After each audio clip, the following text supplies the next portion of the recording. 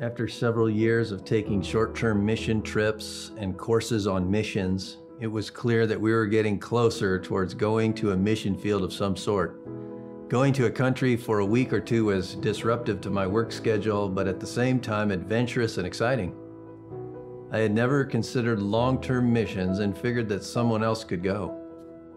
All that being said, I had a business to run and many good things to do here in Central Illinois. In fact, I never planned to move away from Bloomington Normal, as it is where I was born and raised, went to college, was married, and where we started raising our 3 kids. I had never moved away, never planned to, and life was good. I was always on board for Mark taking short-term trips to evangelize. I was also on board for us to go wherever God led us long-term. I knew that God had been preparing us for the past few years to possibly move overseas, but I also knew that Mark felt pressure from himself and others to make that decision. A few hours before a training meeting with our sending organization, I went into the woods at their 60-acre campus in Louisville, Kentucky to spend some time with God, crying out to Him and asking Him to just please tell me if He wanted us to go somewhere.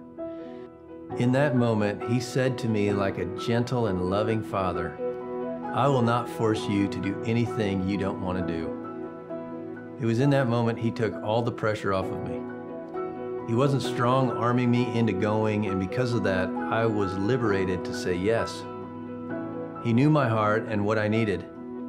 While flying back to the USA from our vision trip in 2016, I remember telling the organization's leaders that there was no way I was going to close my business and entire life in Central Illinois to move to Catania, Sicily.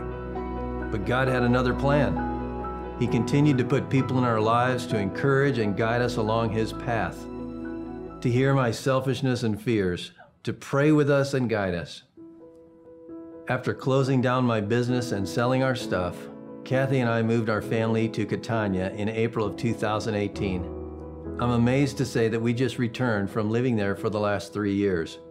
Even though there are very tough days, I wouldn't trade the blessings of going and seeing God in action for anything. The great pleasure of working with the many people from all over the world who come to Catania has been one of the greatest blessings of our lives.